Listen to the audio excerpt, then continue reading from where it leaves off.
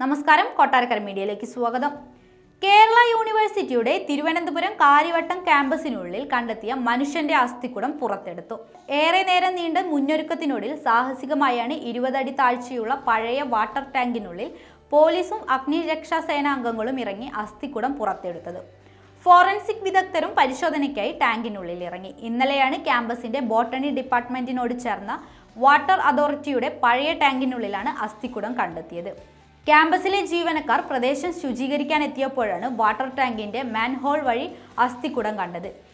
വിവരമറിയിച്ചതിനെ തുടർന്ന് കഴക്കൂട്ടം പോലീസും അഗ്നിരക്ഷാ സേനയും സ്ഥലത്തെത്തി പരിശോധിച്ചിരുന്നു. 20 അടി താഴ്ചയിലാണ് അസ്ഥിക്കുടമുള്ളത്. അതുകൊണ്ട് തന്നെ മതിയായ സുരക്ഷയില്ലാതെ ടാങ്കിനുള്ളിൽ ഇറങ്ങാൻ കഴിയാതെ അഗ്നിരക്ഷാ സേന തിരികെ മടങ്ങുകയായിരുന്നു. ഇന്ന് രാവിലെ ഫോറൻസിക് സംഘവും അഗ്നിരക്ഷാ സേനാംഗങ്ങളും പോലീസും സ്ഥലത്തെത്തി അസ്ഥിക്കുടം പുറത്തെടുക്കാനുള്ള നടപടി ആരംഭിക്കുകയായിരുന്നു.